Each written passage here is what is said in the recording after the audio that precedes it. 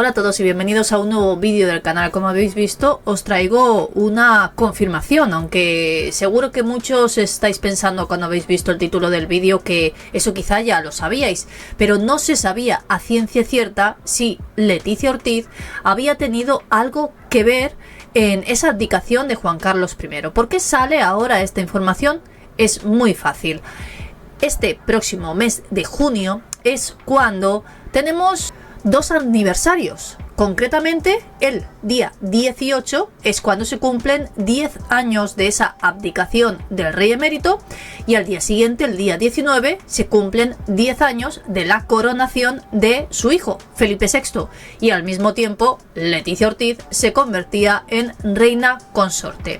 Pues gracias a esos aniversarios, como se ha hecho con ese 20º aniversario de la boda de Leticia y Felipe, pues también están preparando unos especiales, como os podéis imaginar, en toda la prensa. Es casi un momento histórico. A consecuencia de todo esto, pues ha salido esta información, como nos traen a través de Informalia, que nos dicen: Leticia estuvo en las reuniones de trabajo para preparar la abdicación de Juan Carlos I, 10 años de su adiós, que es lo que yo os acabo de decir. Y vamos a ver en qué momento y por qué ella estuvo en esas reuniones. ¿Fue la que dio la idea? Bueno, nos lo explican absolutamente todo. Aquel 18 de junio del año 2014 es cuando en el Senado se ratificaba con un 89% de los votos esa ley de abdicación de Juan Carlos I.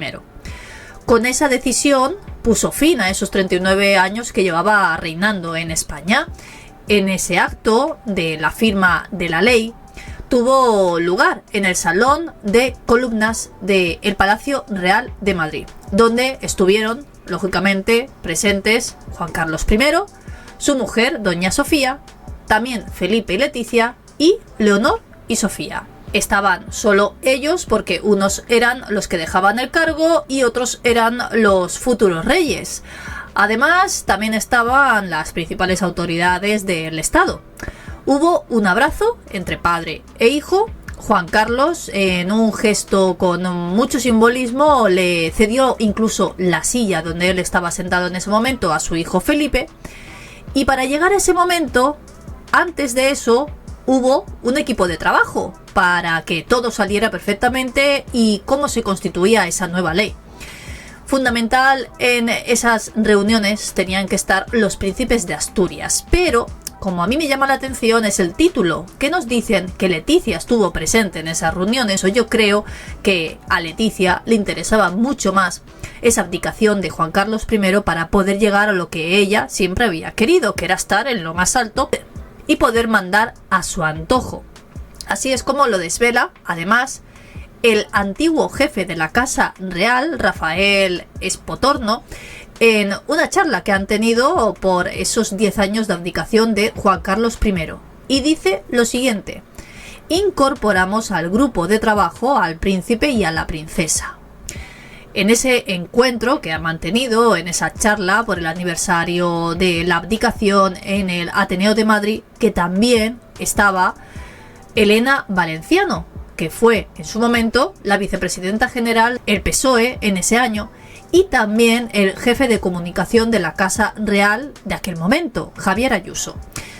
Fundamentales en esas reuniones que realizaban para llegar a esa nueva ley de abdicación, también tenían que estar el secretario general del PSOE, que en ese momento era Alfredo Rubalcaba, y también el presidente del gobierno en ese entonces, Mariano Rajoy.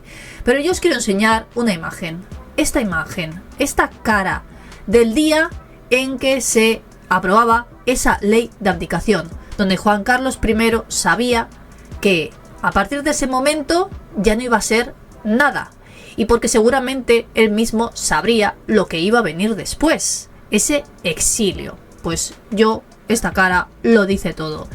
Sí que es verdad que creo que casi todos, por no decir todos, estábamos de acuerdo en que esto tenía que suceder. Porque esto, ¿en qué momento pasó? Pues como os he traído en ese análisis que estamos haciendo sobre el libro de Jaime Peñafiel, que en uno de los últimos capítulos hablamos precisamente sobre este tema, fue cuando se supo que Juan Carlos I se había roto la cadera en Botswana. Esa renuncia, lógicamente, se gestó desde unos meses antes, más concretamente desde el mes de enero. Fijaos los meses que tardaron para llegar a esa conclusión y tenerlo todo listo y preparado.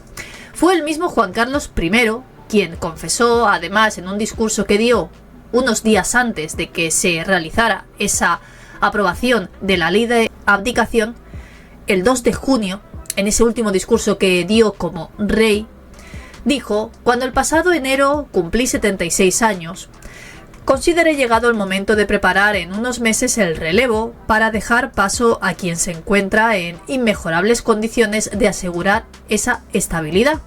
Mi hijo, Felipe, heredero de la corona, encarna la estabilidad, que es seña de identidad de la institución monárquica.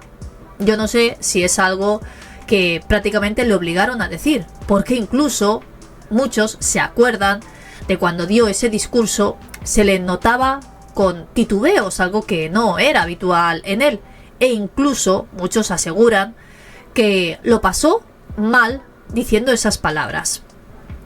Principalmente, esto lo dice la mano derecha en ese momento de Juan Carlos I. Desde el año 2012, con esa crisis que en torno al safari de Botswana, Zarzuela evaluaba la opinión pública respecto a la imagen que tenía en ese momento Juan Carlos I. Sabéis que en ese tiempo España atravesaba una gran crisis y se juntó que tuvimos que pagar muchísimo dinero para llevar a Juan Carlos I y a la que era su amiga especial en ese entonces, Corina, en un avión privado medicalizado de África a un hospital privado en Madrid para operarle de urgencias, con lo que luego eso también conlleva en dinero público. El contexto de la recesión económica en el que se produjo esa caída provocó una polémica muy fuerte y comenzó ese ocaso en torno a Juan Carlos. El equipo de Zarzuela en ese momento estudió cómo podía ser esa posible aparición pública que tendría que hacer después de lo que sucedió, y todos imagino que recordaréis esas palabras que él pronunció pidiendo perdón.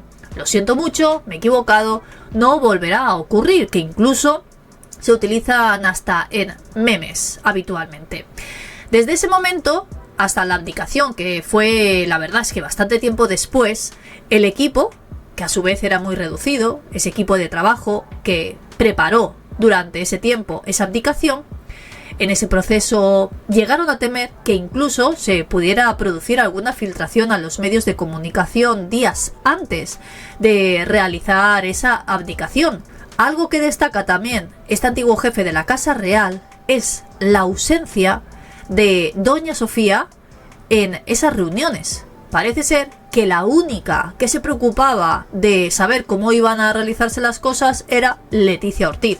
Es muy entendible que Doña Sofía no quisiera estar en esas reuniones, porque no solo estaban de alguna manera eliminando la figura de rey de Juan Carlos I, sino que a ella, sin que nadie le preguntara, también le quitaban ese poder, entre comillas. Ella dejaba de ser reina para ser reina emérita.